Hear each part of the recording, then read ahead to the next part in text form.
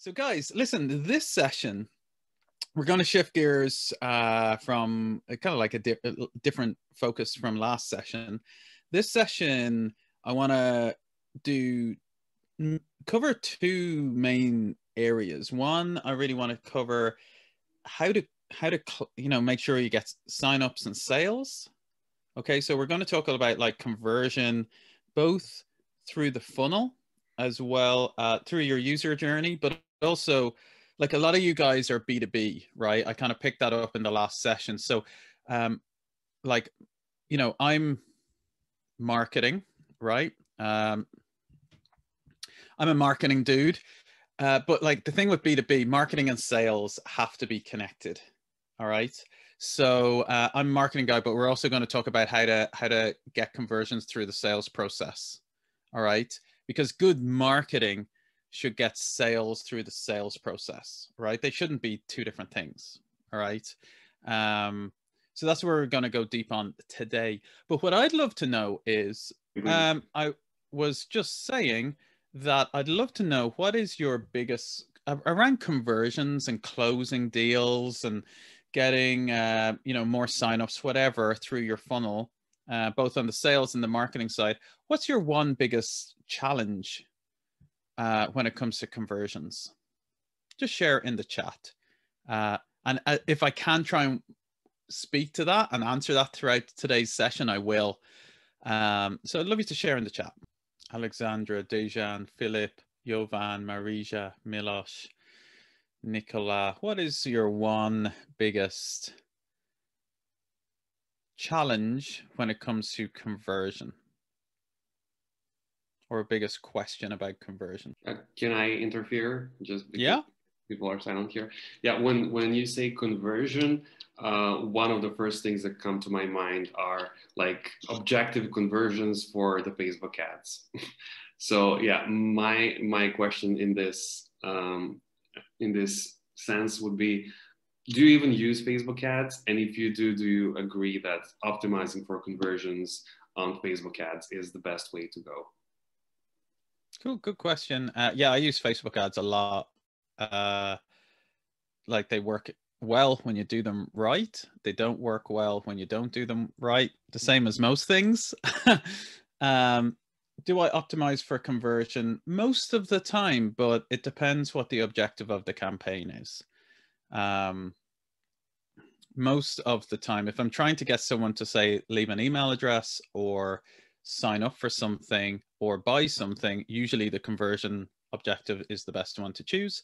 But sometimes that's not the goal of your ad. That, for example, you might be trying to get someone to, like I'm running ads right now where my objective is to get someone to send me a message, or for video views, if then I want to retarget people through people who have engaged in my videos. So it depends on the objective of the ad, which is the right one. Yeah. So guys, I know it seems that like people are thinking about their question around conversion. So I'll tell you what I'm going to do is I'm going to get rocking. I'm going to jump into some content talking about how to think about conversions. We're going to do an interactive thing in a few minutes. So just be warned. All right, just be warned. We're going to interact. And I want to talk a little bit about how to think about what I think is important around the conversion process. Going to give some examples of stuff I've done that have really made a big difference. But then I want to switch gears and talk about how it feeds into your sales process, because most of you guys have a sales process, I believe, if you're in, kind of B2B. And then at the end, I'm going to just have some time to answer questions, like do it just a coaching session with any of you guys who have a question about anything. It can be about signups, or it can be about anything to do with your marketing, because you guys are quite advanced. So what you find with advanced, once you get to a certain level, like that, you have quite specific challenges, and I want to be able to cover and kind of serve you guys on that as well. All right. Dejan said, I just have a comment in from Dejan to switch from our competitor platform. Not quite sure. Maybe just ask that question again, Dejan, and I'll be able to help you with that for sure. But if you do have a burning question, if something pops into your mind as I'm going through this talk today, keep a note of it, because I'm here to help and serve later. I'll be able to answer questions. All right. So let's get busy on talking about conversion and conversion rate confidence. Okay, so this is what I call conversion rate confidence, because there's a beautiful thing when, you know, if you drive some people to your website, or you have you know, you get a lead in from the top of, you know, someone inquiring, that you have confidence that if you're confident that you have a machine that will convert that person through to a sale. Okay, and this is the problem if you don't have that. Well, first of all, it kind of sucks when you're doing all this hard work. You're doing loads of marketing, you're building a great product, and what happens is that you don't have any signups at the end, right? You're hitting the ball over, you're doing lots of stuff, but for some reason it just doesn't seem to be landing in the place that you're doing. You seem that you're doing well, but for some reason you've got a lot of activity, but no one is signing up, right? That's the first issue, and that really sucks. And that can be because you have a leaky funnel, and you might find that you have a lot of people coming in at the top. Your marketing's working okay, but you're losing a lot of people throughout the flow. Now, something I'm going to talk a lot about today are funnels. Okay. Now, I kind of get it. Depends. Some groups I talk to, they're really knowledgeable about funnels. Other people are, you know, they kind of maybe heard of the concept but aren't that familiar. So I'll kind of cater for both today. But the way I always think of it is, even looking at this picture on the right hand side of the image, imagine all your customers are coming in through your marketing, and on the left hand side of the image, that's where they give you their credit card or they make a purchase order. Okay, and if you've got holes in your process, you're going to lose a lot of those people, like this leaky pipe in front of us in the process. And that's going to cost you money all the time. Okay, so we want to make sure we don't have that leaky funnel. And then third is your website and your sales process. You know, sometimes I think people spend a lot of time getting a website looking good, and you know, maybe your salesperson can talk the talk, but if they're not delivering, and if you're not getting a good conversion rate, as in like the percentage of people that interact with you from a sales perspective, if you're not getting a good percentage of them going on to make a purchase and doing an order, it's not working. Now, there's a saying, certainly in England anyway, I don't know if you've ever heard of this, which is called putting lipstick on a pig. Okay, and putting lipstick on a pig is, you might have something that doesn't work well, and if you have a little bit of a fancy, you know, you can put lipstick on it, but it's still a pig, and you don't want your website to be something which looks, you know, kind of doesn't work well. And it doesn't matter how much lipstick, like little bits of lipstick you put on it, if it doesn't work well, it doesn't work well. All right. But here's the opportunity if we get this thing right. First is we get consistent conversions throughout the flow. 2, we get the maximum number of people through that process. Okay. What we call customer flow.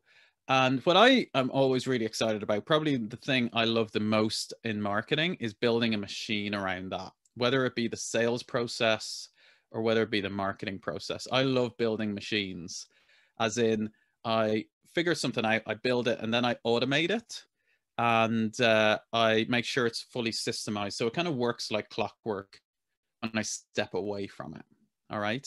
And that's the real opportunity for, you know, I find one of the things people struggle with the whole conversion flow is, and especially when it comes to sales and stuff, they get a bit awkward asking for the sale. Okay, and I believe if we put in the right systems in place, it can take care of itself really easily, and I can go into a lot of detail on that. One of my favorite quotes is here from Henry Ford: "Man minus the machine is a slave, whereas man with plus the machine is a free man."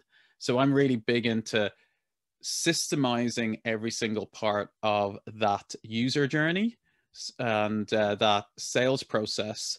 A lot of people think that this sales process is just like this intangible thing that happens, and we don't really know what, what's working and what's not. What it really should be a very systemized process, and that's what I've spent the last few years really kind of breaking down, and I'm happy to share with you guys today how to systemize that. Okay. Okay, and I've got some questions that have come in, like how, about how to press a potential client after sending an offer. Like, guys, I'm very experienced in doing sales to big clients, to B2C clients, both on the phone as well as face-to-face, as well as doing conversions through like fully automated through websites. So we can go any way with this. So I'm really happy to, like, what I'm going to be breaking down, I'm going to be touching a little bit on, first of all, I want to start with what that first user experience is, because that is absolutely critical. It's called the NUX, the new user experience, because that first impression is absolutely critical. Okay, especially when you're marketing to companies abroad. When you're marketing to companies abroad, like if they have a sense, if they have a sense you're not credible, you're gone. So we need to get that really on point. Then I want to talk about how I think about my sales funnel, and we're going to break that down, and we're all going to model a sales funnel together today, right? And how the biggest thing I'm going to tell you at the end is something that took me maybe about 6 months, a year of growing a advertising business to really figure out that made all the difference in getting predictability in my sales. Okay. So the thing I want to talk about is I want us to know about like marketing's dirty little secret. Everyone talks about building an audience, getting customers. All these marketing kind of people talk about getting leads, growing your follower count, getting your email lists and stuff, getting people to your website. The issue is, and this is the dirty little secret, that the fact is that 98% of everybody that hits your website will leave. Okay, that's just a fact. All right, over on average across every single website, that is the percentages we're working against. So we need to work really hard to make sure that that first user experience works for us. Okay, because it's hard when only 2% or thereabouts are coming to your site and staying. All right, so it's not just about attracting people. It's not just about attracting people to your website. It's also about making sure that people sign up. And a lot of times people think that, oh, well, getting people to sign up, that's not the marketing job. Marketing is just about getting people to the website. That's not the case. It's also getting people to the website, but then making sure that they take the next step. All right. So what we're going to be covering today is really this. Okay, so I really want to talk about this. I want to talk about what the NUX, the first user experience, because that's when we have a chance to keep more than 2% of people that hit our website. All right. The second thing I want to talk about is how to optimize. And we're going to go into funnels and your user flow. And the third is I want to attach that to the sales process. Okay, so from really a high level, that's what I want to cover today. And then I'm going to give some time at the end to go and answer any questions that you personally have. Okay, so yeah, so let's do this. So we want to talk about 3 hot principles of conversion. The first is we want to know what that first step is. When just share in the chat. I'd love you to tell me, how many chances do you get to make a first impression? Who has heard that? How many chances do you get to make a first impression? Philip, Jovan, Marija, Milos, Nicola, Who's heard that saying? How many chances do you get to make a first impression? Who has heard that? Trick question 1. Yeah.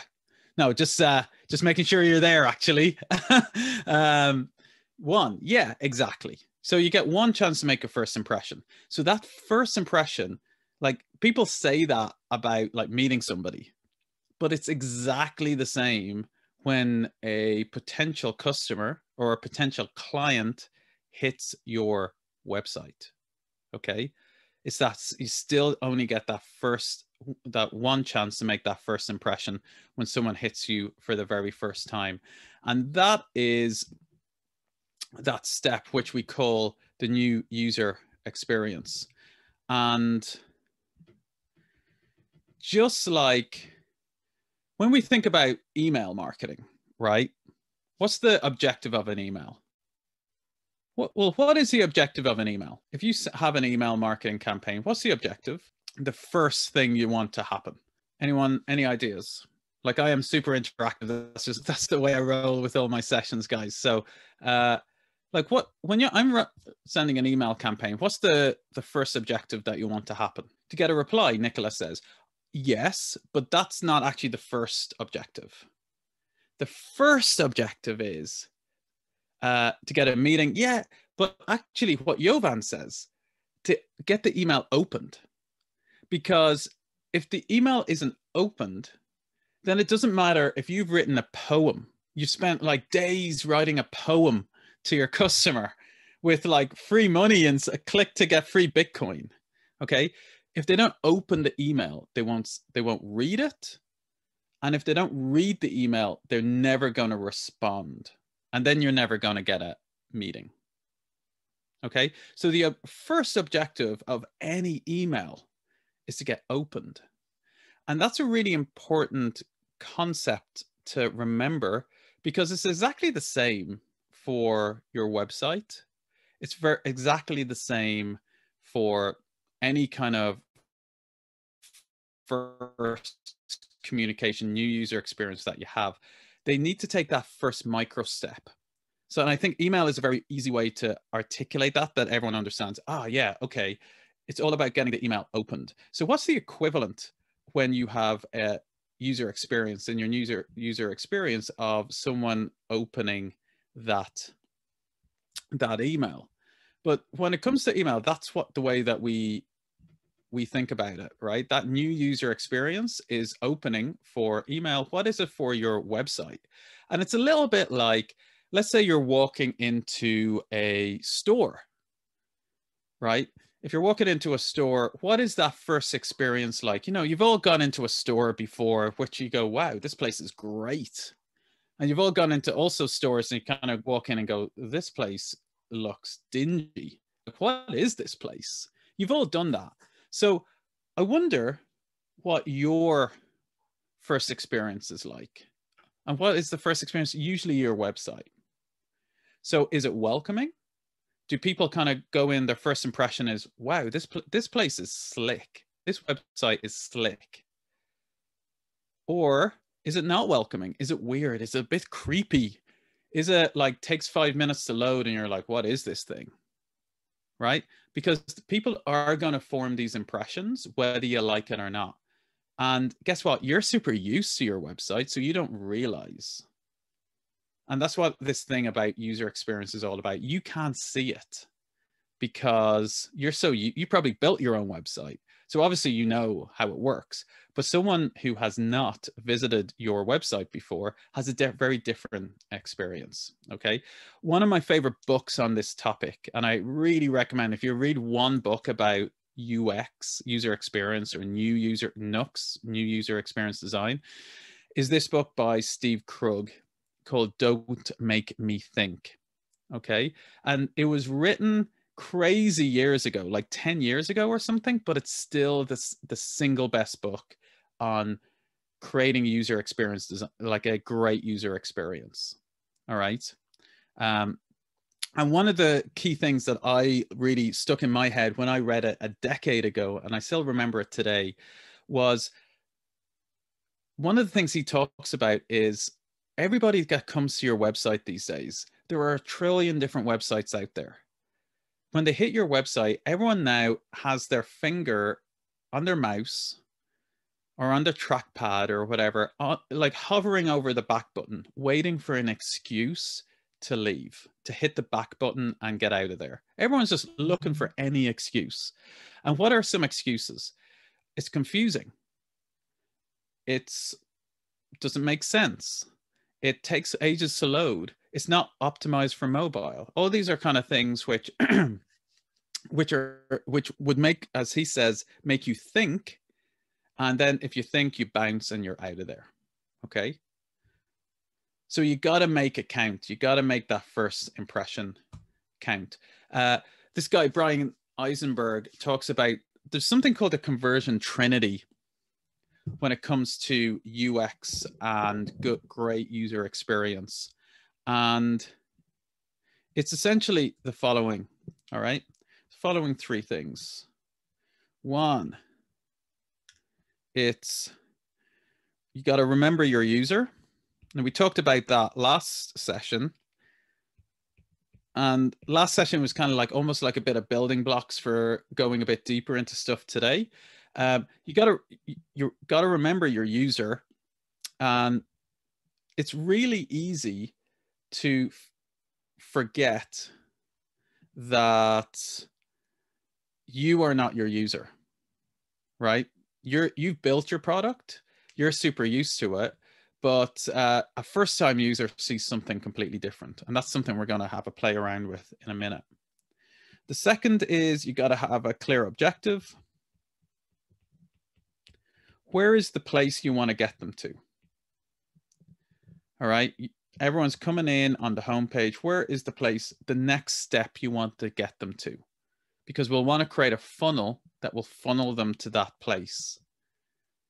So are you trying to get them to sign up? Are you trying to get them to leave their email address? Are you trying to get them to sign up for a demo? Like, what are you trying to get them to do there? Okay, because the whole website should really be reverse engineered to get people to this point. It's not just a, it's not just a brochure online. I think we've moved past brochures online when it comes to websites now. You're trying to get them somewhere. And then the third is something called technical constraints. And you guys will be super familiar with this stuff, but essentially, we might have a dream how we want this experience to go, but guess what? We may be using some kind of framework or some kind of template or something on our website, and we need to work with that. All right, we got to work around that. Okay, so that's what you call, that's what's called the conversion trinity. That if we're looking to optimize our conversions, especially through that new user experience, we gotta make sure that we have things optimized, thinking about those three things. All right. So really, when someone hits your website for the first time, there are 2 to 3 key questions that they ask themselves. One, what is it? Like, these are the questions people ask themselves when they hit your site. All right. 1, what is this? 2, who's this for? Is it for me? What kind of a person is this for? And then 3, like, what's it about? Okay, what problem does it solve?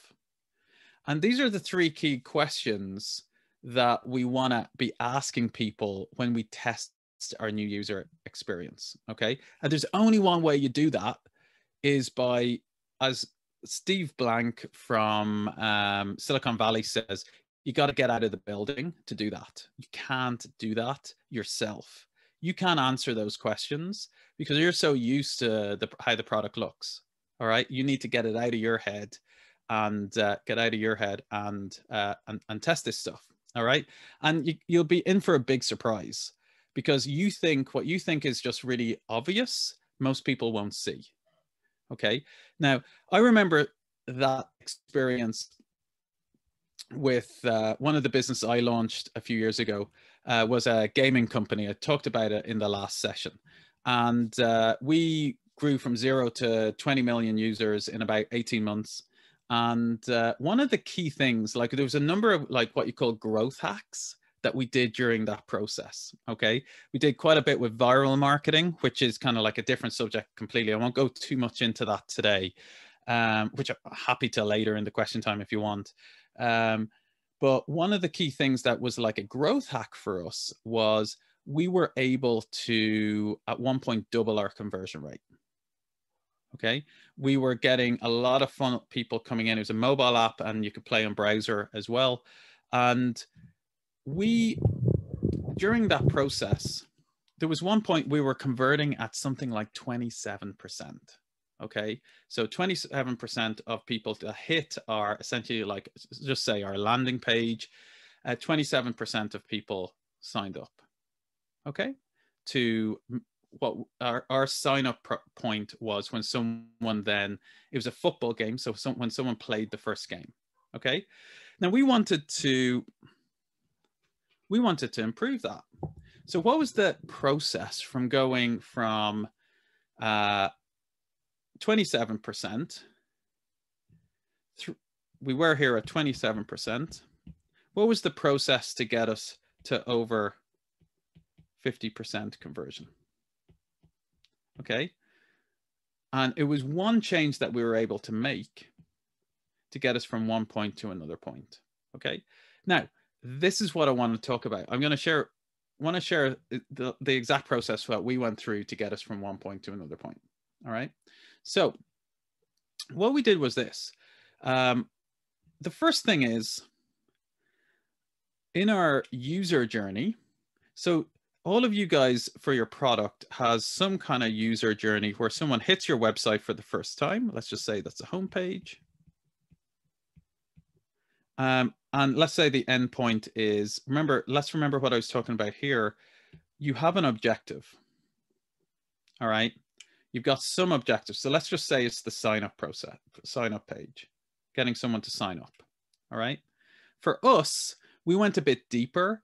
And we knew if someone played their first game in the football game, that their retention rate was way higher. That's what's called a wow moment in a product.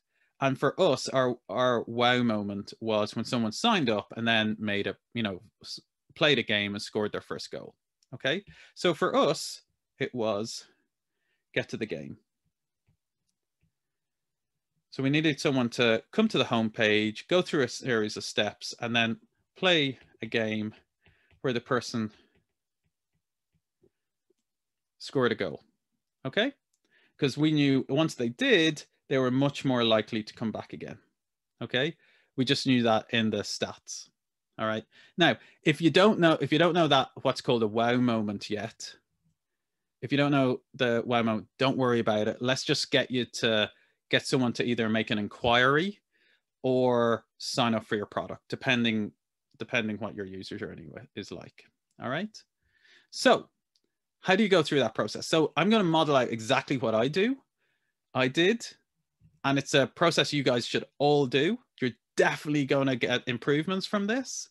If you do this, you'll definitely get improvements. It's almost impossible for you not to get improvements. And then we're going to do a quick exercise together that's going to make you surprised what your new experience is like. And you'll be like, oh, okay. So what's the process for this? The first is we need to get a baseline. Okay. How do you get a baseline on what your current experience is like? Well, for us, I did the following. I went as if I was a user. I tried to put a what's called beginner's mind on, and I went to the homepage of our product and I went through every single step from the first time someone visited through to them getting into that game, which was our wow moment, our conversion point. Okay. And I went through every single step. And I took a screenshot of every single step. Okay? So that was the first thing I did. Because it's really important to visually map this. And I found that we had quite a few steps. All right? Loads of steps that we thought were cool, that we thought were important. And the steps were something like this. You went to the homepage. Then you went there, then you clicked the sign up button, and a pop-up came up for some first details. Then when you put in your details, then in the football game, you met your manager. Then you met your teammates. Then you got put into you got to meet your girlfriend. You're a footballer. And then you went into the game. First thing I did was I printed all those out and I put them across the wall. The second thing now is, once you know the steps, the second thing is to get the stats on that. All right. And I found that every single one of these steps, if 100% of people come in here, every single step along the journey, it's like a universal law of the internet. Every time you ask someone to click something, some people will leave. Okay, no matter what it is, no matter how appealing, even if you say click this button to get free money, if there's something there, some people will leave. All right, and we had all these steps, and every single time I hadn't realized we're losing about 10% of people on each step. So I went to our analytics, and I was able to pull these steps out.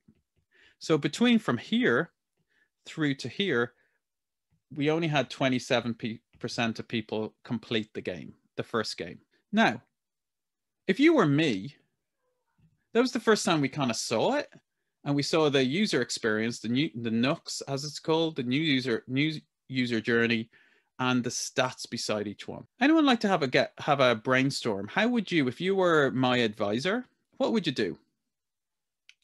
What are some brainstorms you might do to try and improve that conversion rate? Any ideas? I'd love you to share one or two in the chat. Lower the number of steps, Bratislav, like that. What else? Anyone else got any ideas? So I'll tell you what we did, and Bratislav's kind of on it, is jump directly to the game, Jovan. Yeah. So offer the option to play the game without all the info, something like a guest. Philip, this is good stuff. Yeah. So I'll tell you exactly that, right? So what we did here was we had all these steps in the funnel, and we knew what the end objective point was, and we took that here and we moved it right up into the front, just like I think Jovan said. Okay, took the endpoint here and moved it right up into the front. Okay, so all this stuff we thought was important, we removed. Okay, and when we put it live here, so the person is playing the game here, we found that our conversion rate to getting people to that game was over 50%. Okay, and there was a lot of this stuff that we thought was important, and it was important to kind of get a deeper kind of insight into the game. That all came afterwards. All right, so what is the main lessons in this? One is this whole new experience is that you have one chance to make a first impression. This whole, what's called the NUX, the new user journey, is absolutely critical, because unless you get them to the point of kind of conversion in that experience, the likelihood of them coming back, like, you know, we can do retargeting and all the rest of it, but we want to make sure we're getting the most out of that experience every single time. So where do we go from here? What is one of the first things that we want to do when we're trying to improve that? Well, the first thing we always look at when we're looking to improve things is this step here, which is the home page.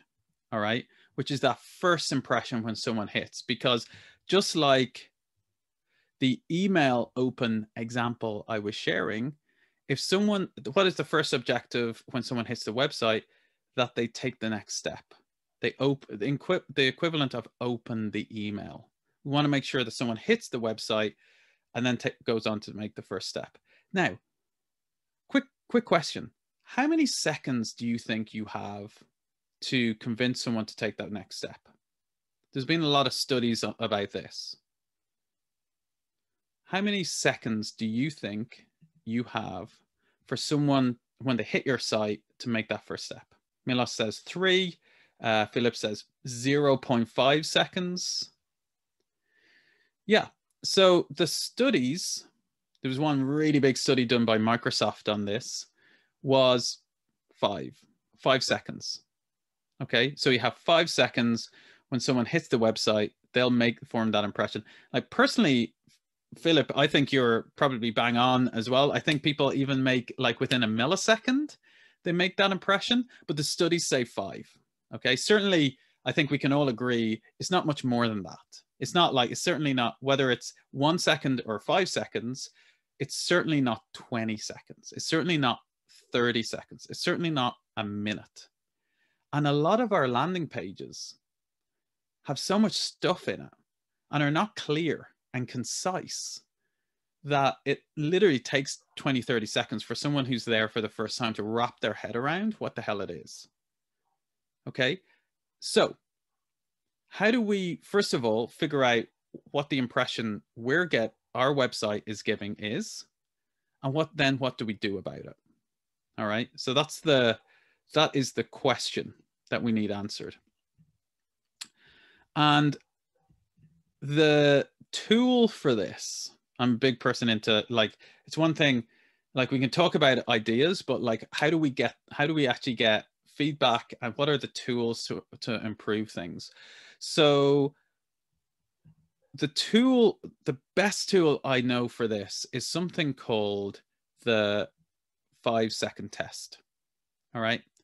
And it is when you literally go to someone who has never seen your site before or is pretty unfamiliar with it, you show it to them.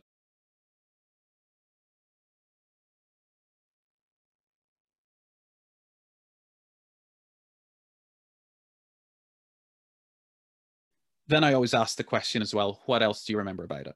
All right. And practically, how do I do this? Well, really practically, whenever I'm getting a new site live for a project or my business or whatever, I'll go down to a Starbucks or some kind of coffee shop. And that's usually grand because people are usually sitting there having a cup of coffee. I won't go to people who are like, they're having a conversation, but usually there's someone sitting down having a coffee just on their phone. And, you know, just there, got some time to burn. And I'll just go over to them and I'll say, hey, you know, would you mind, sorry to disturb, I'm just building a new website. Do you mind if I get your quick feedback on it? Everyone will say yes. All right. And then I just say, cool. And I show them my website. I'll usually have it on an iPad, so it's super transportable. And, you know, having it on your laptop is fine. I'll show it to them. And then I'll have 5 seconds going on my clock. And then I'll take it away after 5 seconds and I'll ask those questions. What is it? Who is it for? What else do you remember? And I promise you this, you've got to be ready for a surprise, because they'll tell you things that you didn't expect. They won't know what it is. They will think it's for a different industry, and they'll remember random things that you didn't even think were important on the website. And your goal is you need to know what answers you expect, right? You have in your mind, you want someone to say, I want them to say it's this. I want them to say it's for this target customer. We talked about that last week, guys, right? You know your target customer. What if they don't give you that answer? And then what else do you remember? That'll just be interesting from a point of view of what's standing out on the page. Okay. And here is the rule. You want to be doing 5-second tests consistently until you get an 80% success rate on the answers to these questions, what you're expecting. Because guys, these are the general public. These are people who don't know your website, that happen across your website, and this is all about making that first impression. Okay? And we need to get a high conversion rate on that, because if people are confused, you're going to hear it. This is where you're going to hear it. And you might not want to hear the answers, But isn't it better to know and be able to do something about it than think your website is super clear and everyone that hits your website gets confused and leaves? Isn't that far better? So guys, this is what's called the 5-second test. And there's no better way to experience the 5-second test than, well, there's no better way to experience the 5-second test than to try one. So we're going to try a 5-second test live. All right. And I think it's going to be great fun. Let's give this a go. What could go wrong? All right. So, Bratislav, do you mind giving me, making me the host? Yep. Just give me a second here. Cool. So guys, in a moment, we're all going to do a 5-second test. Okay. And you're going to, I'm going to break you up. We're going to do something called breakout rooms. Cool. Welcome back, guys. Welcome back. Tell me, share in the chat, how was your first Zoom breakout room experience? Was that like, how did that go? Short, too short. Ah, interesting. Time flies when you're having fun. You're in there for about 6-7 minutes. So great, cool. Glad it was work. Yeah, it just kind of mixes things up a bit, doesn't it? So guys, love you to share in the chat. What was one thing you learned from the 5-second test? What was one thing that you learned from doing that exercise? Yeah, there's too much info on the page. Such a common thing, isn't it? Too much information on the page. One of my favorite quotes about this kind of stuff is there's a king, a general that was in the war that was writing a letter back to the king. Okay. And he started the letter by saying, "Dear King, I apologize for the length of this letter. I did not have time to write a shorter one." So if you see the lesson in that it takes doing things short and concise and simply, like, it's counterintuitive. You think something short will take a shorter amount of time. No, it's not. We know that's not correct. Doing something very simply that gets a message across is hard, right? It's not the easy thing. It's easy to put loads of text in there and dump it all on. Like, you know, it take you a bit of time, but it's the easy thing. Ask Steve Jobs. Like, what makes Apple design so great? It's simple. That's not easy. Okay. So yeah, I love that. Most people say, yeah, I love that. Yoba says, I need a 10-second test or a 1-minute test. Yeah. But you see, here's the thing. You want it, but the reality is your customers aren't giving you that. So you need to work with what is the reality. Okay.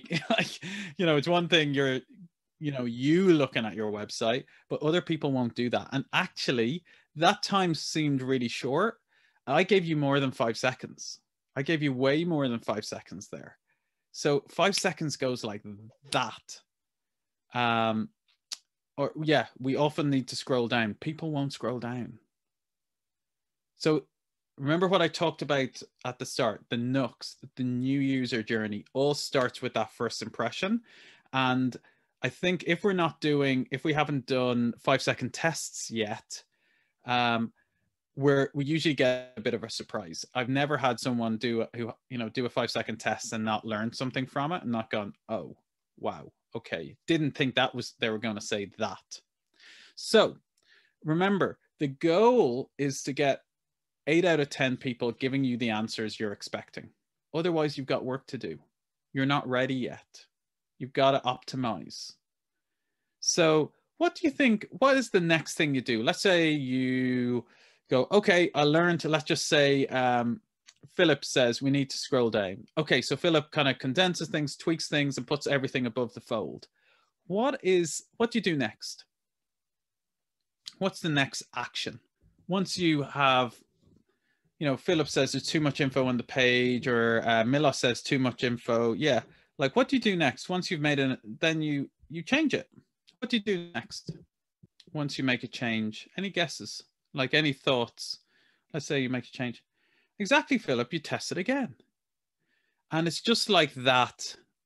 Like, that is the experimentation process, isn't it? We take action. We run a test.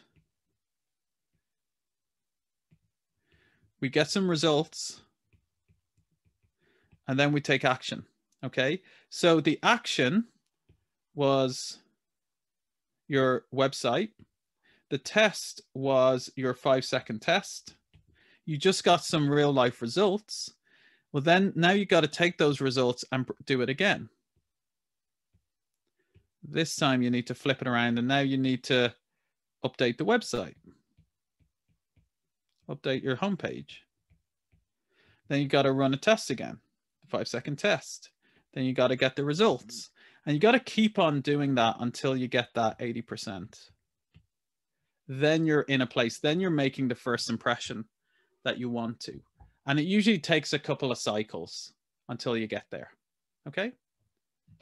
Now I want to, like, we're all, sometimes, you know, Starbucks isn't open. Sometimes we're mad introverts and we don't, we're scared to go out and ask people. I just did it here with you, but maybe we don't want to, or maybe we want to get live feedback from people. Maybe we're marketing to a different country. Let's say you're marketing to the UK or you're marketing to the US. That's where your target customers are.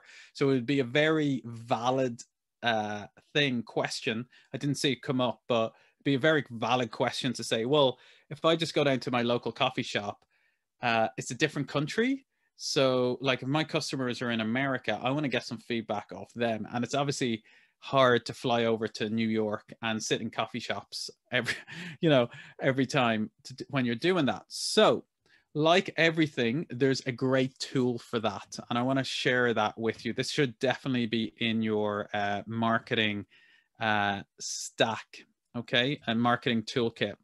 And that is a website called Usability HQ, okay?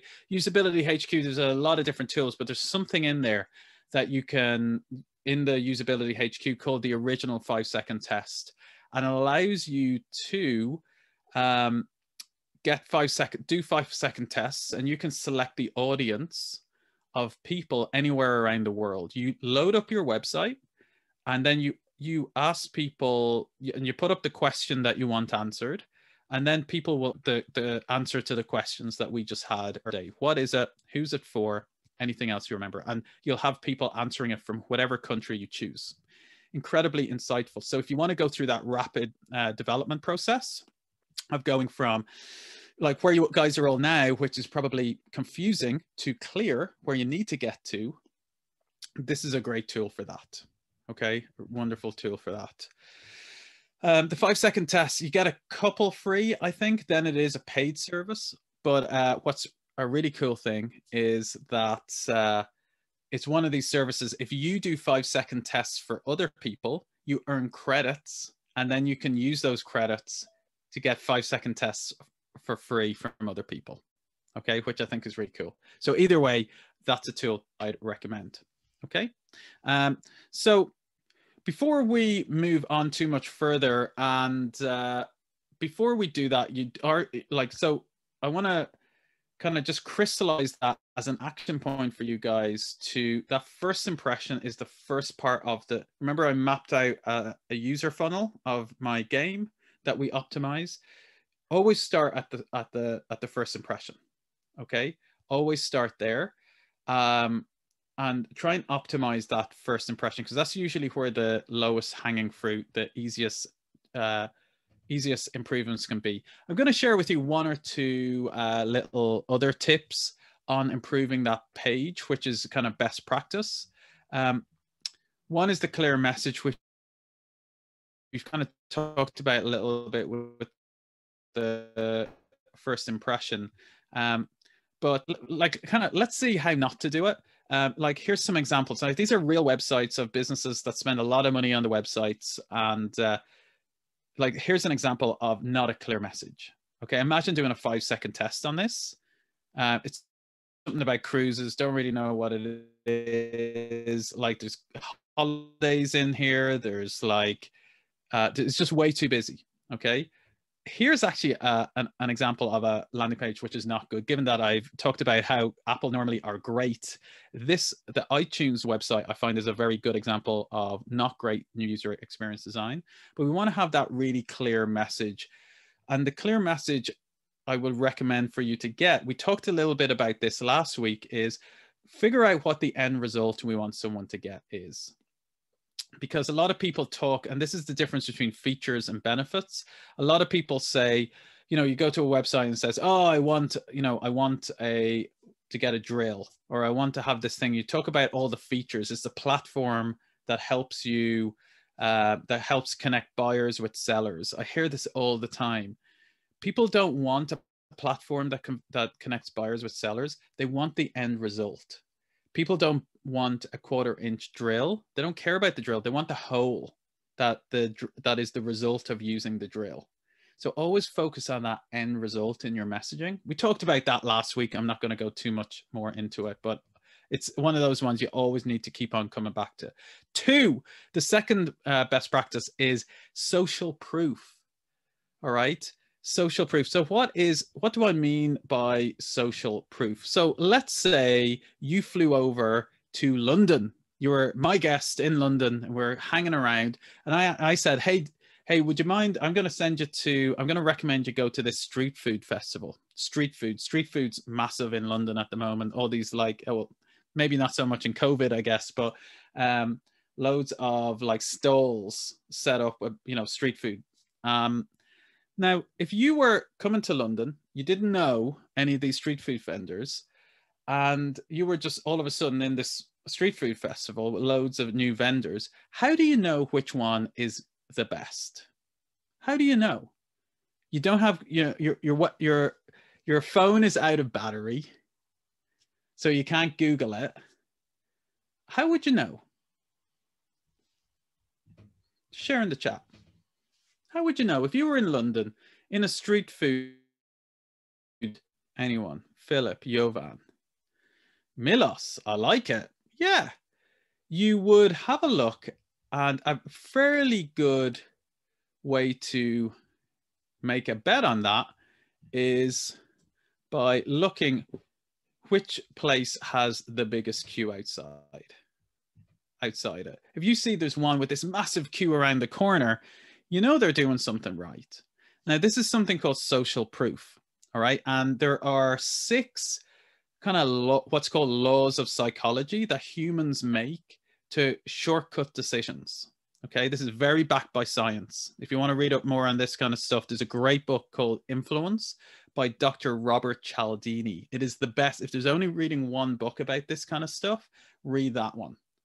Influence by Dr. Robert Cialdini.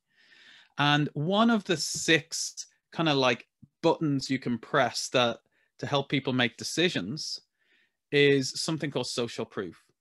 And essentially it is a thing that humans have developed, that we look at other people, and if other people are doing something, we think it's, you know, we think it lowers the risk for us. And it kind of generated when we're all in tribes and you'd see somebody, you know, eating something, and it allows you to fast track and go, okay, that must be safe. Other people are eating it. It must be okay. And it kind of originates from that, okay? And allows us to essentially make faster decisions. Now, why am I talking about this about your website? Well, what is social proof for your website? You want to have social proof on your website, so that first impression, just even subconsciously, people will want to see some social proof. They kind of go, is this legit? Is this good? I haven't been here before. Is it trustworthy? So you want to add social proof to that first experience that ticks those subconscious boxes. Okay. And what's some examples of this? Here's my homepage and my howardkingston.com personal brand website. And you can see here at the bottom, see here along the bottom, there's clients I've helped. All right. You know, some pretty big names. All right. Now, The reason I do that, it's social proof. If someone hasn't heard about me before, they hit my website, you know, there's some good brand names there that people go, okay, like, you know, there's some trust building that goes on there. If it's okay for them, if it's okay for Facebook and Unilever, it's probably okay for me. Now, people don't necessarily consciously think that. It's a subconscious decision that's at play that just adds credibility. And I strongly recommend that you do this because it will help your conversion rate. Okay. Now, you know, what kind of things can you put in there? Client names, great. What about if you're working with any government partners? Put that in. If you've been featured in the press, you see that a lot as featured in a couple of logos. A lot of websites have that because it works. Okay, so that's one strong recommendation. And then third is make sure, and I've talked about this earlier today, make sure you make that next step really obvious. Okay, really simple and really obvious. Don't hide it away. Don't make people like work for it. Make it really front and center. Okay, so here's an example how to do it. Okay, I love this website. It's, you know, there's a lot of different kind of like agencies out there. This one I love. It's for a company called Lightning Sites. I think they're Australian, and it's just super simple. Very clear message at the top. Very clear next step.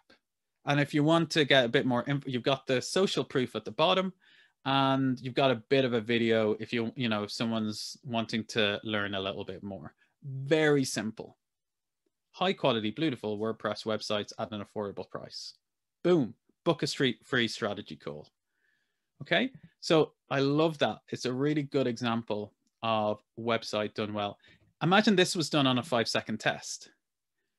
How do you think it would do? I think it would do pretty damn well. Okay. Launchrock is another example. Super simple. Now these guys are actually landing page website software, so that you'd think they would be good. But if you're just getting started, I don't know, like I haven't been, you know, I don't know where your websites are at, but there's a lot of good landing page software that is kind of like preloaded and pre-built for this kind of first impression experience. Launchrock, I use things like ClickFunnels and Lead Pages myself personally. They're all great things. So if you're kind of, if you know, these are tools you can whip up very, very quickly to get those kind of results. Okay. So guys, what we've covered today so far is just going to zoom out a little bit. Is in the first session, we've really kind of talked about, we're talking about conversion rate secrets here today and how to get that first impression, and talk about the nooks, that new user experience, how to map it out. And then we don't have time to go through every single step today, but I really want to focus on that, which I think is probably the most important one, which is that first impression. Okay. I'd love to we're going to take a break in a minute.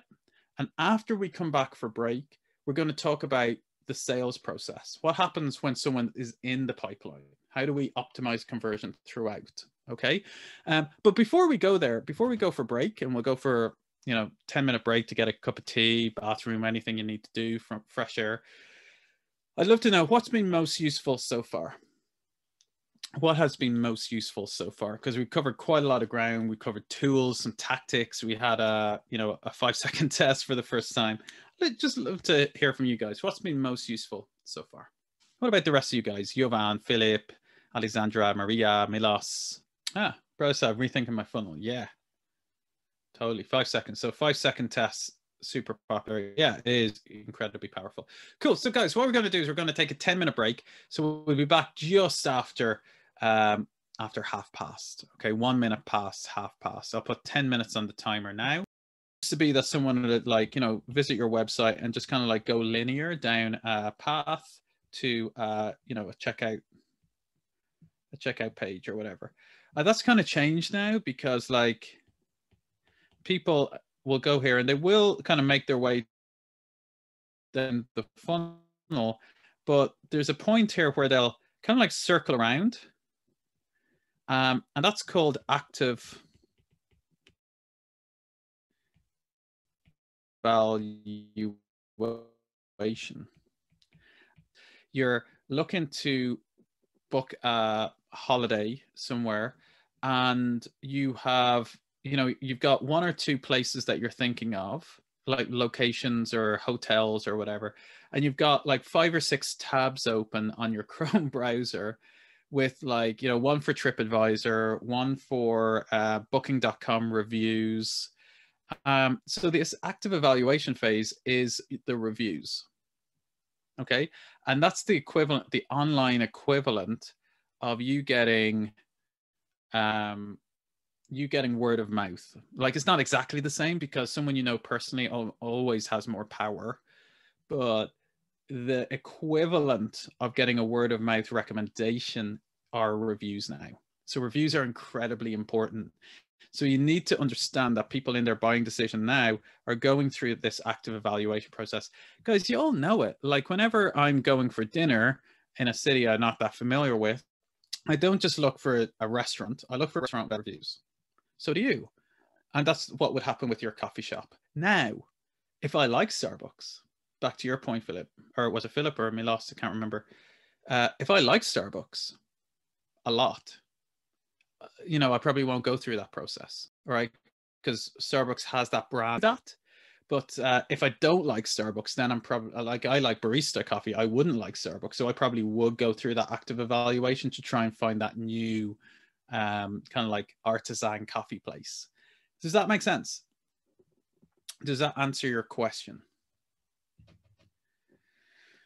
The coffee is a newly opened shop. Yeah, you know, it's all about getting the reviews in, really. All about getting the reviews in. Hopefully that makes sense to answer your question. Cool. So guys, earlier we were talking about the first experience. All right. Now I want to talk a little bit further down. Really, a lot of you guys certainly see there's some element where you're interacting with consumers. And particularly for the B2B space, there's a sales process. How does marketing kind of like fit into that? And how does conversion optimization fit into that? So let's go deep into that. And this part of the session, I want to talk through when I was growing my last business, I'd raised some money. I'd raised about £500,000, about $600,000 from an investor. And I was getting my first customers, and it was funny. Like, I was always like, before that, I've always been a marketing guy, right? Growth hacker, all this kind of stuff. And I launched my mobile advertising business. And it wasn't until after I launched it that I realized this was heavily sales focused, right? To get customers. So yeah, the marketing stuff helped, but I also needed to know the sales part of the equation. Before, I was just like customer acquisition through, you know, B2C. So I had to figure this stuff out really, really fast. And it always seemed a bit of a black box to me. Customers end up buying, and then some customers end up not. And it always seemed a bit of a mystery, right? Now, this part of the process is one of the biggest things I learned there, and it allowed us to really scale our sales function and our, you know, revenue ultimately from, you know, almost zero, from about like the $20,000 months up to the $100,000 months and above. Okay, consistently, well over the 7-figure kind of revenue phase. Okay, and it's really this lesson that I want to talk you through here. That was the big thing here, and it has to do with conversion. Okay, I'm going to run you through this because I think it's really important. But then I'm going to have some time for questions to answer, like specifically to help you with your conversion points, because each of you guys have slightly different issues. So I want to have some time for that at the end as well. All right. So this is about if you want to fill your funnel. Okay. Now, one of the big things, I've been talking about funnels and user journeys a bit. Okay. And yeah, there's a user journey when someone hits your website. And that's what I focused on before the break. Now, what happens when someone goes into the, like, more of the sales process after? Let's say they've signed up for they've booked in for a call, or they've, you know, signed up for more information. They're now a lead, as they're called. All right. What happens next? Well, rather than it being, like I said earlier, I always used to think it was a bit of this kind of, the sales process being this kind of like bit of a black box comes in this side, and there's this like weird thing that happens, some interactions, a bit of charisma, a bit of smart talking. Maybe you know the person, so maybe there's a personal relationship in there. And then sometimes it comes out and you get money, but most of the time you get no money. And that's not the way it should be. It's actually a very predictable process that you can learn. And I like predictable processes, and my guess is you do too. Okay, because once you know a predictable process, you can break them down, you can optimize them, you can learn them, you can replicate them, you can hack them, all these kind of things. All right. And the big thing is, for me, I learned was this.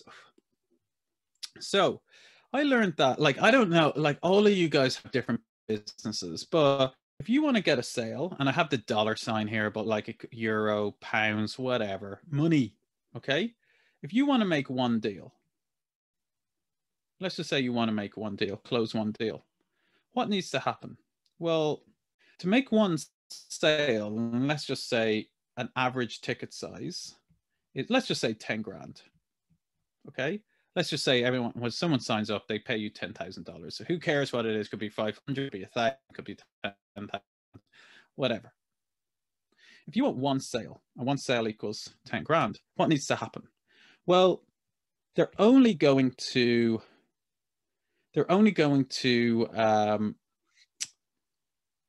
get one sale if you've had a meeting, and in the meeting, they've kind of, you know, you interact with someone and someone says yes.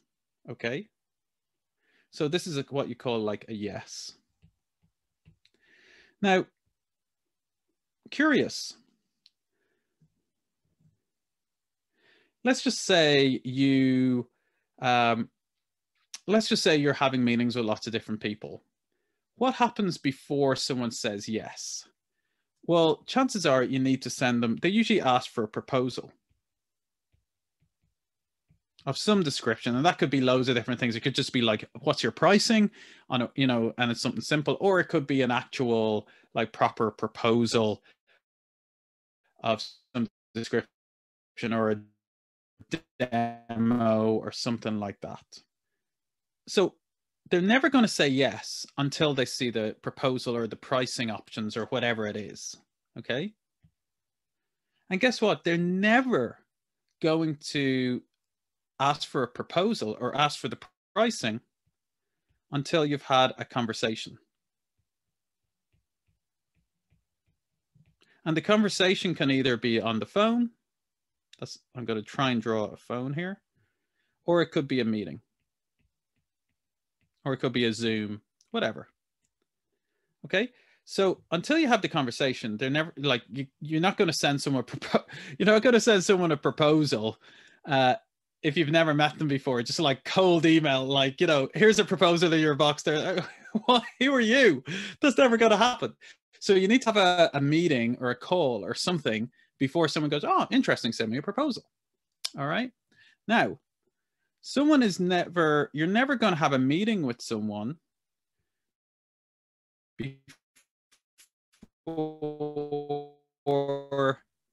you're in kind of back and forth dialogue where someone goes, yeah, sounds interesting, let's have a chat, like usually over email or something like that. You know, send someone an email, they respond, and then you book in a meeting, right? You're never going to have a meeting magically, all right? Just all of a sudden, someone you've never heard of before, you just end up on Zoom with them, all right? It just doesn't happen. You have some kind of dialogue. So you make contact with someone, and before you make contact with someone, you usually contact them in the first place. So let's just send an email. And that could be, let's just say, a cold email, or they contact you through your website because they've seen one of your ads.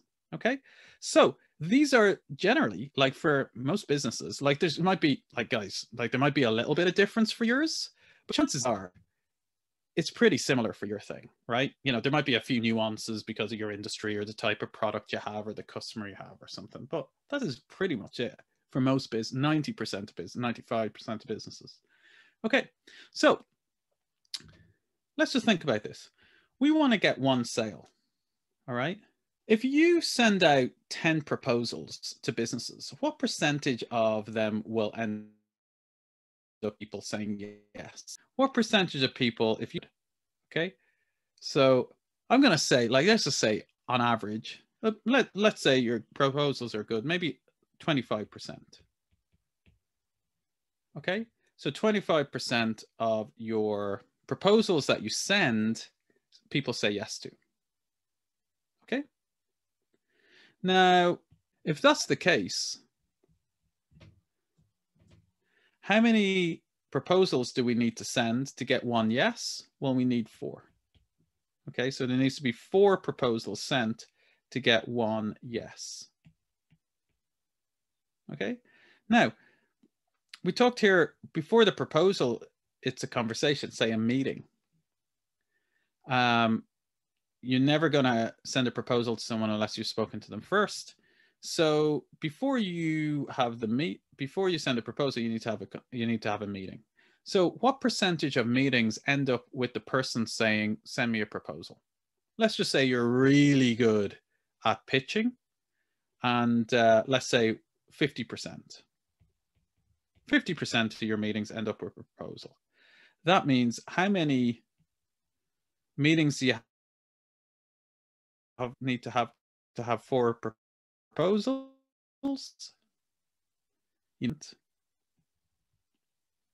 Is 50% of 8 is 4 proposals. Then let's just say we talked about conversations as a meeting. How many email dialogues, like active conversations, do you need to be having? What percentage of email conversation ends up having a meeting, turning into a meeting? Well, like the reality will probably be 1 in 5, right? So maybe 20% here. So that means all of a sudden, how many people do you need to be in contact with? Is here. It's 40. Okay. And then the last step, how many emails do you need to send before you get one response? Like someone starting a conversation. Well, let's say you're really good at email outreach and it's 20% again. Chances are it's going to be lower, but let's just say it's 20%. So how many emails do you need to send to get 40 contacts? 40 people respond. Okay, it's going to need to be 200. Okay, so just want to check everyone's with me. If you want to get one sale, this activity needs to take place up the funnel. And you need to be sending 200 emails to get one sale down here. Okay, so this is the difference between, this is what's called a lead metric and a lag metric. A lead and a lag metric. Okay, now most time when it comes to conversions around B2B and sales and even sales and B2C, everyone focuses on the lag metric, as in like, how many sales have I got? How many deals are about to close? But the reality is it takes time for people to go from first visit, which we talked about before the break, through the funnel, through to the end. And that could be anything from a few days through to like months if you're contacting big companies, enterprise sales style. And it can take months to go through that. So you just focusing at the one end, it's not the full picture because it's too late to influence it. Let's say you're coming towards the end of the year, 2020, and let's just say you're speaking to an investor and the investor said, you need to hit this target end of the month, and then you kind of look at those deals and go, quick, we got to get more deals. Well, it's probably too late, because if you've got a 1 month sales cycle, it doesn't matter. Like, it's too late to get more people. New people are not going to go through that funnel quickly enough, especially over Christmas, right? So the reality is, if you want predictable sales and predictable revenue that consistently goes up, it's all about focusing on the lead metric, which you can control. And if you push enough activity down that end, then the results will happen at the other end, assuming you know the numbers in between, which are these numbers here that I've been talking about, and you're optimizing for them, which are these numbers at the top. Okay. Now, this is one of the most important lessons I ever learned when it came to scaling, properly generating, consistent revenue, to go from like 1 or 2 deals this month to no deals next, kind of like ones and twosies, kind of like 1 or 2 deals here, to really predictably getting my sales up. Bringing leads in on the marketing side, getting them into my funnel, whether it be outbound email or whether it be inbound, like ads or content marketing, whatever, and having a consistent number coming in at that top end, which is what we've talked about. What I've talked about here is the lead metric. This is the most important number, because, and let's just use in this example, if I have a quiet week this week or month or whatever, and I only have 100 people come in here, it should be no surprise because I don't hit my target, because I'm only going to get 20 here, I'm only going to get 4 here, I'm going to get 2 here, and that's going to not generate, it's 0.5 here, so you might get lucky, but you might not. Okay, and it is pretty consistent as a numbers game. Okay, you got to just play the numbers and push as much as you can into the front end. So if you want to manage and be a CEO or a chief marketing officer, head of sales, head of marketing that consistently hits their targets, you got to make sure the activity at the top end, you're pouring enough fluids into the top of the funnel to make sure that it comes in out the end. If you are not putting in enough activity at the top, you're not going to get the sales at the bottom. So that's why, like, really practically, I've got a sales team. Every day I'm tracking how many sales calls you're having today, because I know if they don't have a certain number of sales calls, they're not going to, the conversion rate, it just doesn't work. I know how many, you should know number, how many you, if you're the salesperson, or your salesperson needs to have for you to hit the right number of sales for you to hit your targets. Okay. And if you don't have any salesperson and it's more of an automated like website conversion thing, then it's how many customers need to come in at the top with your conversion rate to make the sales figure. It's the same principle. Okay. So that's what I want to talk about today, is kind of like mapping out. Is this making sense so far? About what I've just talked about makes sense for you? Milos, Jovan, Philip, Marija. What about that really makes sense for you? Yeah, calculating the number of people we should be talking to at the top end. What I call the magic number end that will get you the number of sales at the bottom end. If you can keep those sales numbers at the top end consistent, you will get the sales down the bottom end. Okay? Exactly. Yeah, exactly. Any more insights there? Cool. So some of those key numbers that I would be thinking about in that sales process is the number of deals that you have in that pipeline. Like that, like in practical terms, a pipeline looks a little bit like this. It's really just a funnel on its side. Okay. Now, a common question I get at this point is, how do I know those conversion figures at each step? Well, any kind of sales software will give you that. Like that's what a CRM is good for. Like, for example, Pipedrive, really popular. Salesforce is for more advanced people.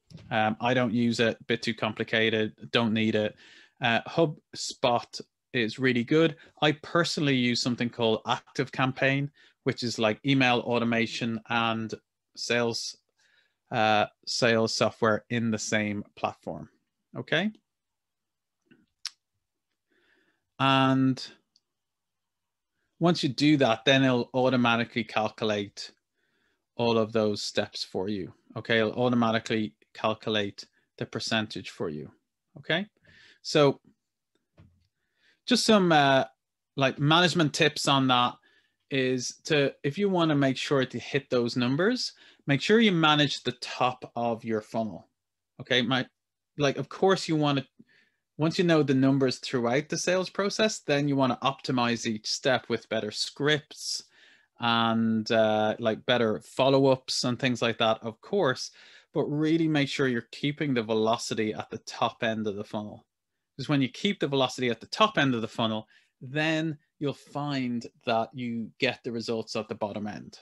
Okay, it's when you're not having any leads come in at the top, and then all of a sudden you think, oh, I'm not hitting my sales target. Well, the reason is not, the main reason is because you're not having enough leads come in at the top. You're not getting enough people interested at the top end. Okay, just making sense so far.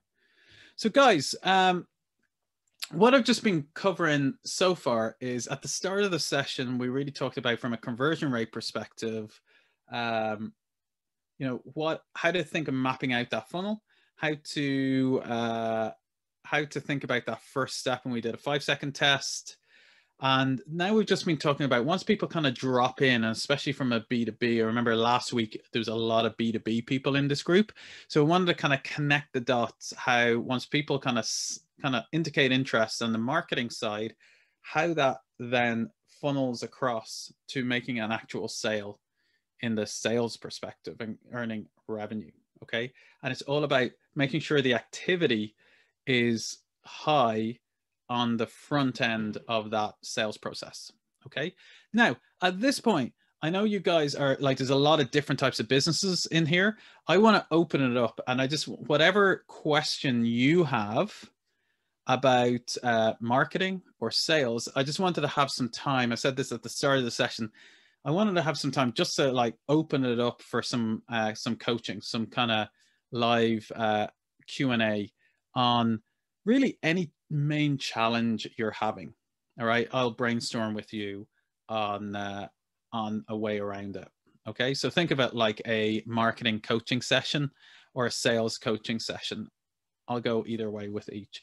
So I'd love to know from you in the chat, what is the single biggest challenge you're having about getting customer signups? And then we can, we'll just go around and we'll talk on each. Milos says, can this be applied for, in example, Facebook groups member users? Milos, you have a Facebook group, I presume? It depends what you're trying to do. Like, talk to me about what your goal is there with the Facebook group. Are you trying to funnel people out? About the context around that?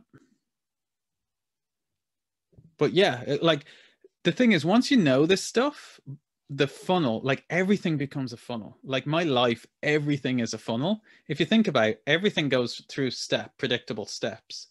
From getting a job, you apply, you get feedback on the CV, blah, blah, blah. You doing job interviews, we have like a funnel steps straight across. If we're hiring a team, people apply.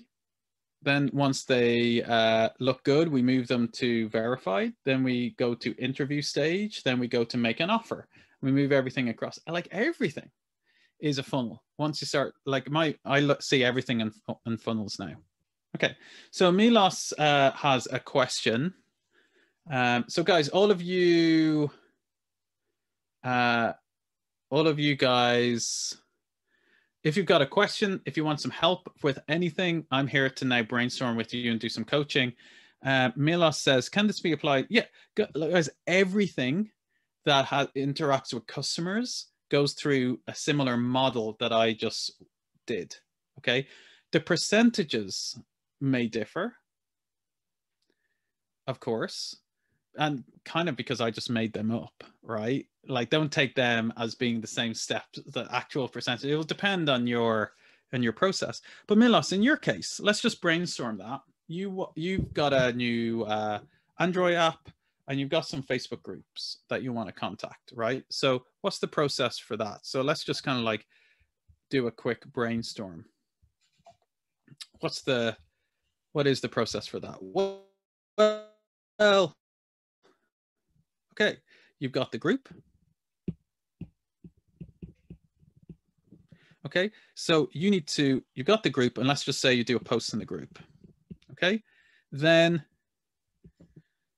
a certain number of people are going to respond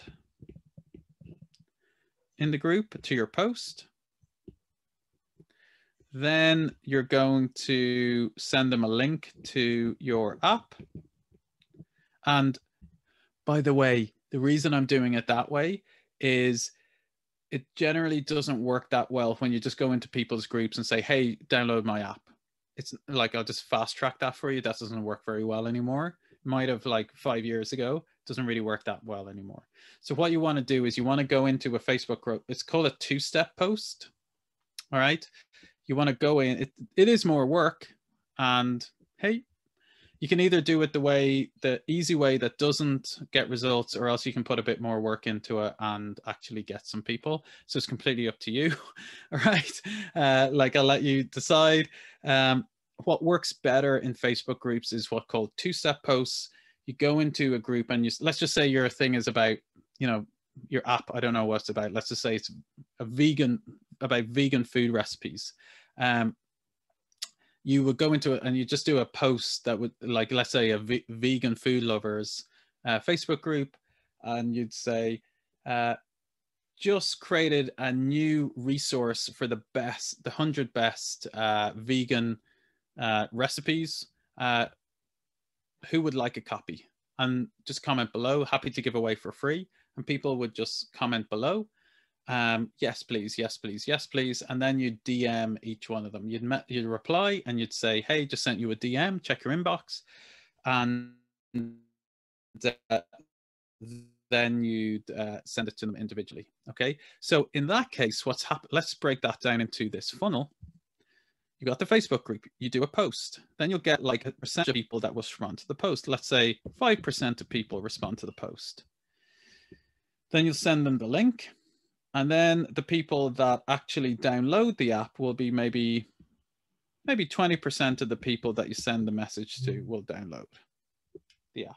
Okay. So can you see how you can, if there's numbers, if you want one person downloading the app, you need to send 5 messages. You need to, let's do the maths on that. What is 20 times 5 is, you need 100. You need 100 people responding. It's probably not that, the percentages aren't probably that bad, but essentially it will be like that. It's a couple of steps. Okay. It's a couple of steps. Does that make sense? So if you're like, Facebook groups can be great for coming up with getting groups of people, but just be wary on just posting saying, hey, download my app, because people are kind of like a bit blind to that now. It doesn't work like it used to. You want to kind of like do a post that people that are interested kind of like go, oh, I'm interested in that. And then you can message them directly, if that makes sense. Cool. So guys, any more questions? Milos, Jovan, Philip, Maria, any more questions? What do you need help with the most right now? Think about, from your business, what is your main number one marketing or sales challenge? Happy to, if it's focused around conversion. If it's not, if it's just general, happy to go there. Bratislav asks, our target audience is growth and marketing specialists. How do we approach you guys? Well, I think if it's like, you've used the word approach, so that means I would believe you mean outbound. Does cold outreach like LinkedIn or email work? Yeah, of course it does.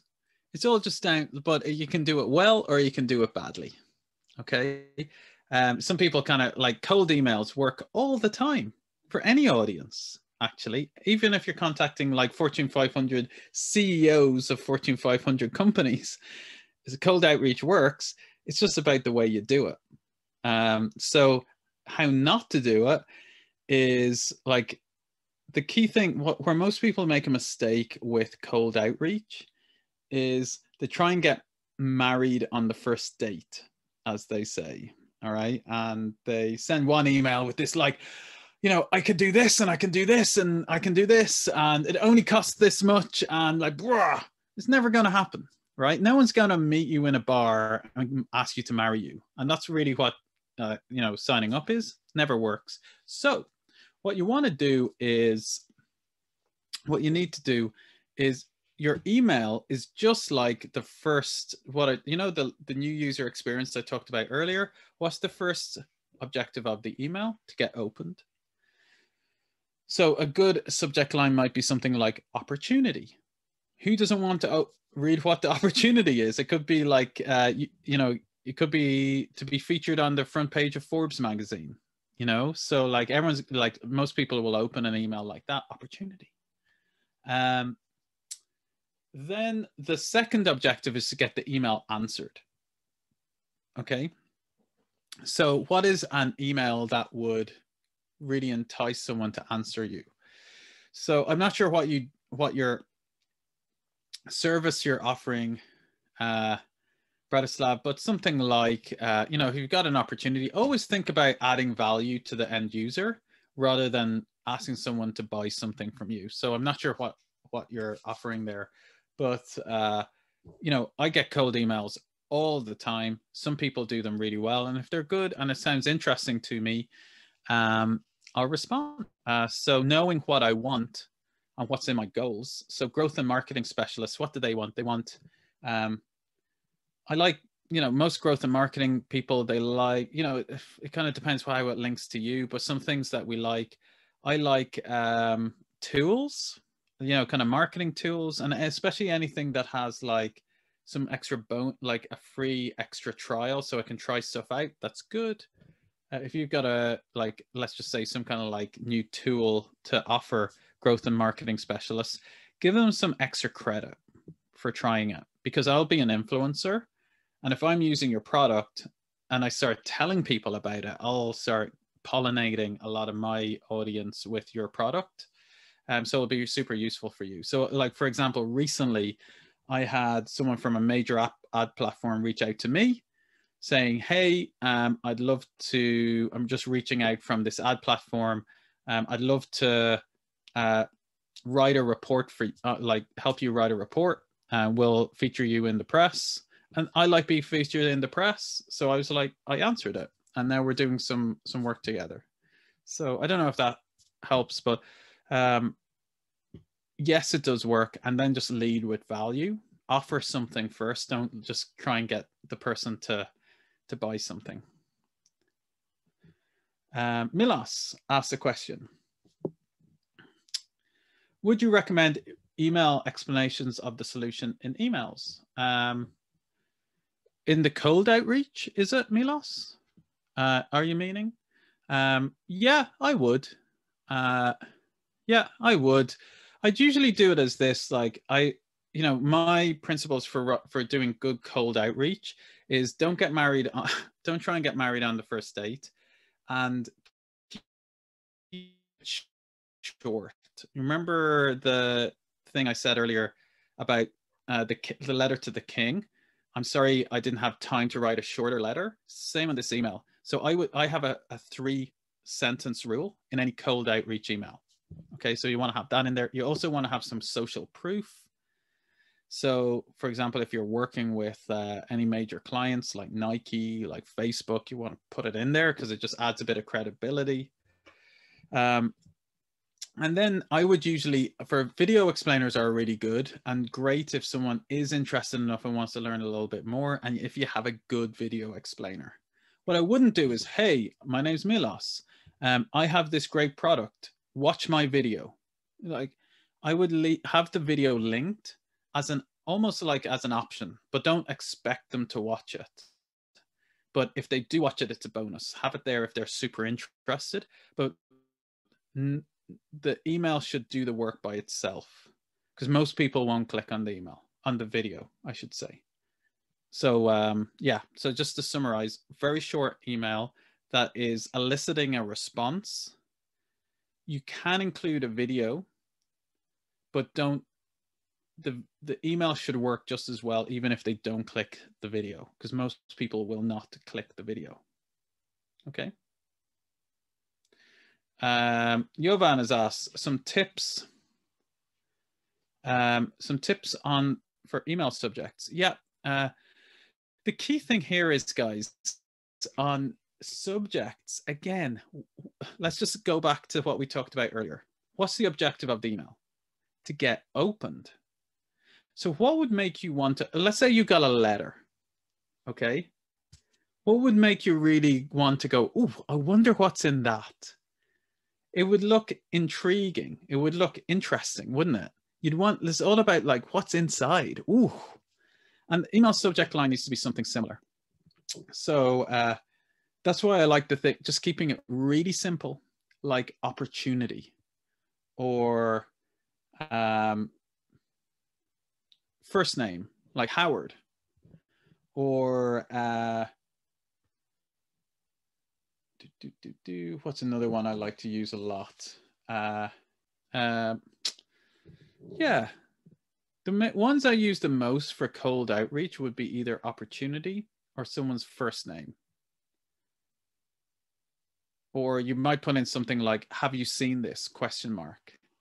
Like, these are things that people will open the email because they want to see what's inside it. Don't put something long and kind of like, you know, potential partnership with leading software platform. Like, don't do that, because then I just know what's in it. It's someone trying to pitch me software, so I don't want to open it. Does that make sense? So short, sweet, and intriguing is the answer. Milos says, how about the word video in the subject? No, I wouldn't. It depends on the context, Milos. I've answered my question, like every single, no matter what the business, the subject line, the whole point is it needs to look intriguing to the person receiving it, as in like, ooh, this might be something good for me. All right. They don't care about your product. They don't care about your video. They want something that was an opportunity for me, as in, this is a journalist trying to feature me. This is a job offer. This is something free I can use that's really cool. Like, that's what people want. They want a gift. Okay. So make it look as if it could potentially be something interesting, rather than focusing on your thing. Okay. So I personally wouldn't use video in it, but it depends. Like, everything always depends on your situation. I wouldn't put the word video in the subject line. Philip says, our target audience are game development companies, small and medium at the moment. Our biggest challenge so far is making them switch to our platform instead of our competitors. The reasons are usually due to us not being long enough on the market. We are not sure you can handle a load of our game. The competitors are software safer, etc. What would your plan be to tackle these issues? Yeah, get it. It is a tricky one. I can relate. Like, I remember when my last business, we were targeting pretty major clients, like major media companies, major brands, and we had to integrate. We had a new type of software that integrated onto their website. So our first ever customer was a media company called ITV, which is like the second largest TV company in fifth customer. Okay. And we had no other customers. So we had to convince them that we, they should take a chance. We went live on their website and they were our first customer. Okay. So it is like, it's, definitely possible to do. There's a couple of things at play in the sales process. When you're speaking to someone and you've got a main contact in the gaming company and you're speaking to them, so there's an active dialogue going on, which is great, by the way. Philip, it shows that like you've got a product they're interested in, otherwise they wouldn't be having the conversation with you. So you're definitely on the right path. There's a couple of things I do at that point. One is when I'm speaking to these guys, I will always ask them the question. And this is like a closing question in the sales process. Right now, what's happening is you kind of want them to do it, but they've got resistance. So when I was in the sales process with that media company, I always asked them this question. I always asked, what would you need to see in this product for you to be very comfortable for it to go live? Okay, see the wording there. What would you need to see in this product for you to feel comfortable for this to go live? So anything which is their objections about that, they'll tell you specifically what they are. Now, in our case, I'll just tell you the example just so you can see. The guy was like, oh, well, we need a pen test, a penetration test for security reasons, and it needs to be load tested. Once you have those and our UX team are happy, I'm good with that. And we're like, okay. So I wrote those things down. What do you think I did next? I went back to the office. I told my team, I was like, guys, we need to get a penetration test. We need to get it load tested with this company that they partner with. And then we need to go and meet the UX team. And then we did those things. It took us a while. And then I went back and I had the meeting again with the guy again, about a month or two later. And I reminded him, I said, like in the last meeting, you said you need a penetration test, this and this. Those things are all now in place. Now, what else? What would you need to see for us to go live? And he was like, no, I think that's everything I need. I'm happy to now bring it to the next stage. So the first thing is he has some things that there are some risks in his mind or her mind about your product right now. You need to know what they are. No, otherwise you're guessing. He has objections. You need to know exactly what they are. So is it load testing? Is it this? Is it this? Okay. So the first thing is you need to get full clarity on that. So that means you can just strike them off. So that's the first thing. Then once you've done that, that's the first thing you got to do. All right. Then second thing is if it's a case of like sometimes you've got to like ultimately you need to incentivize the person or the company to make it worth their while to go through the migration pain. Because a lot of times there's a bit of a pain in the ass in migrating something across. And someone will not do it if it feels hard work or it's not worth the reward. So the question then to you is, how do you make it worth the reward? If you've gotten rid of the risks because you've proven these things, how do you, like even for a beta test, even for a small project, standalone project, and I'd recommend that actually. 1, get rid of the risk. 2, offer a little experiment project that's sandboxed if you can. I don't know the details of what you're doing. And then 3rd, you need to heavily incentivize them to make it worth their while because it's easier not to do it.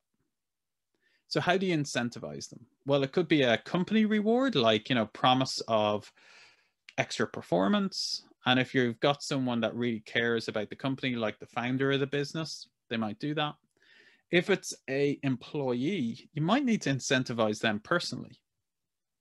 I've definitely done that in the past where I've figured out a way to incentivize the like employees, think about it. Like you're a founder of a business, you care deeply about your product. A lot of employees, just a reality. A lot of employees like their job, but they don't like live and breathe it like you or I do our products. So sometimes you need to incentivize the employee who's the decision maker to put extra effort in. Now, how does that form? So it could be some kind of like bonus, some kind of reward, some kind of like, or it could just be a relationship that you have. But when I worked, when I was doing deals with all these big media companies, I'd do all the stuff, like I'd bring them out for a fancy dinner. I would, we do things like give them gifts to go somewhere. Like, these are all just, listen, these are all just tools that you can use. It depends on your situation, Philip. Like that worked for me, and it was like kind of okay to do. I just wanted to get the deal done, and I will use every tool on my disposal to make them want to do it too. Because ultimately, if they want to do it, if it's risk-free, they do it. Does that make sense? To answer the question. Happy to talk more on that. So guys, I've just answered some great questions. Great question, Philip. It's a tough one. Yeah, and if you're saying, like I see here in your comment, you say the competitors are safer. Well, you need to kill that belief. And the question is, how do you kill that belief? More credibility, more stamps. Do a live test with like huge load on your servers, whatever it is, to really showcase the ability. Because somehow they think your competitors are safer. Why? Like, how do you increase that credibility? Anyway. Okay, guys, so any more questions? Jovan, Milos, Maria, Philippe, any more questions? So guys, just kind of zooming out, in this session, we've kind of gone quite deep on some really tactical stuff on breaking down your user journey and how to optimize, particularly on the front end, but also how to make sure you're getting the lead flow at the top end so you're hitting predictable revenue. Okay. And we did a lot of kind of tactical things like the 5-second tests and talked about some different tools and stuff. If there's no more questions, like it's a week before Christmas, I'm really happy to wrap this one a little bit early. It's Friday evening, 1 week before Christmas. I can totally, like, I know the way a lot of people's heads are right now. So I'm totally happy. If you have any questions, I'm here for another 30 minutes. If you don't have any more questions, I'm totally good to wrap it. I'm just here to serve you guys for the next 30 minutes. If you do want it, if not, totally happy to wrap things a little early. Wanted to, like I said at the start of the session, when you're a little bit more advanced in your businesses, you usually have some very specific challenges. And I want to make sure that I have time during this session to really help each one of you individually with that specific challenge. However, if you don't have challenges, that's totally good. Totally happy to wrap it early and we can get into the Christmas spirit that little. So guys, if you're good, just write the word good. Bratislav, Filip, Jovan, Maria, Milos. If you're good to go, just hit the word good. And if I don't hear from you, I'll assume you're good. Good. Amazing. Cool. Thanks, Howard. All good. Cool. So guys, listen, it's been a real pleasure. Happy holidays. If you want to keep in touch, go to my website, howardkingston.com, and I've got a free ebook in there where you can it's got 25 of my best growth hacking tools in it. You can get it there for free. If you want to kind of keep in touch, follow me on Insta. My Instagram is HowardVK, Howard V for Victor VK on Instagram. Okay, guys, so it's been a real pleasure. Peace out, and thanks. It's always a pleasure being back here, even if it's virtually.